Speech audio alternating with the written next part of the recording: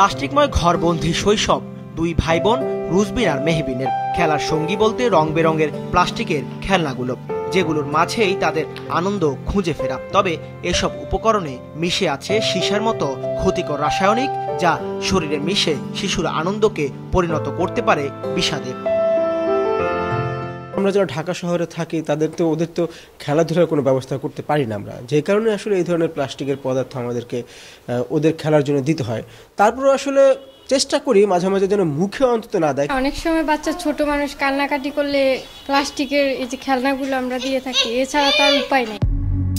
শিশুদের ব্যবহৃত নানা জিনিসপত্র ও প্লাস্টিকের খেলনায় ক্ষতিকর রাসায়নিকের উপস্থিতির কথা জানা নেই অনেক অভিভাবকেরই।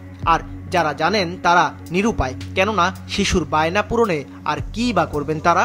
এক প্রকার বাধ্য হয়েই সন্তানের হাতে তুলে দিচ্ছেন এসব জিনিস। গ্রাম থাকলে অনেক খোলামেলা থাকতো, মানে অনেক কিছু। এখন তো শহরের মধ্যে তো আর কিছু করার থাকে না, এই কারণে দেওয়া হয় আর কি, যতটুকু পারা যায় শান্ত রাখার জন্য। এগুলা তো আপনার অ্যাকচুয়ালি হাইজেনিক পাওয়া যায়, কিন্তু আমাদের দেশে হয়তো বা এগুলো সহজলভ্য না। আপনার বাইরে যেইভাবে এই জিনিসগুলো বিক্রি হচ্ছে, এগুলা কোনোটাই বাচ্চাদের জন্য ভালো না, কিন্তু আমরা হয়তো বাধ্য হয়ে কিনে দিচ্ছি। সম্প্রতি environment and social development organization এসডোর ও ফিলিপাইন ভিত্তিক সংস্থা ব্যানটক্সিক প্লাস্টিকের খেলনার উপরে গবেষণা করে, যেখানে দেখা যায় 59% পণ্যে 90 ppm এর বেশি সীসার উপস্থিতি মিলেছে। কিছু পণ্যে সর্বোচ্চ 1370 মাত্রার সীসার উপস্থিতি পাওয়া গেছে, যেখানে বলা হচ্ছে যে কোনো মাত্রার সীসাই মানবদেহের জন্য ক্ষতিকর।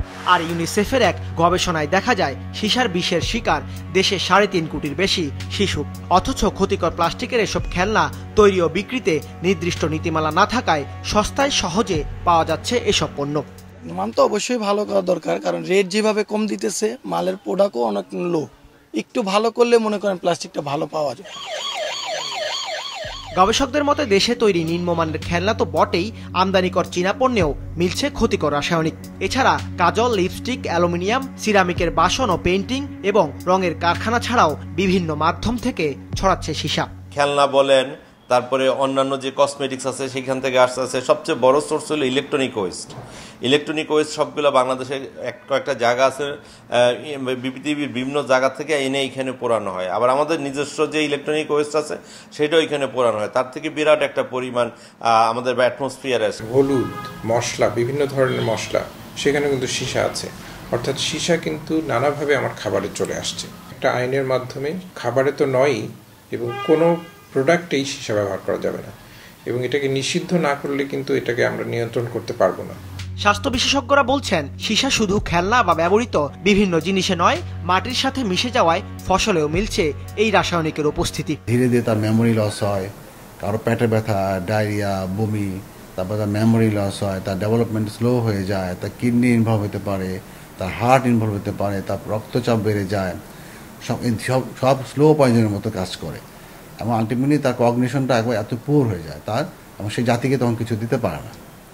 এই ঘটনাটা আসলে যেহেতু ধীরে ধীরে হয়, এই জন্য এটা নিয়ে প্রথমে না বাবা মা না চিকিৎসক কেউ প্রথমে এটা নিয়ে নজর আনে না। যেখানে চিকিৎসকরা খুব সচেতন না, পরীক্ষা নিরীক্ষা ওইভাবে করে না, সেখানে মনে হয় আমার জানার মতে, জানি না কোথাও ডেডিকেটেড টিম আছে কিনা, কাজ করে কিনা। পণ্যে এসব রাসায়নিক পদার্থ ব্যবহারে সুনির্দিষ্ট নীতিমালা তৈরির পাশাপাশি সচেতনতা বাড়ানো ছাড়া এই ফাঁদ থেকে মুক্তি নেই বলছেন সংশ্লিষ্টরা। দাউদ হাসান, মাছরাঙা সংবাদ, ঢাকা।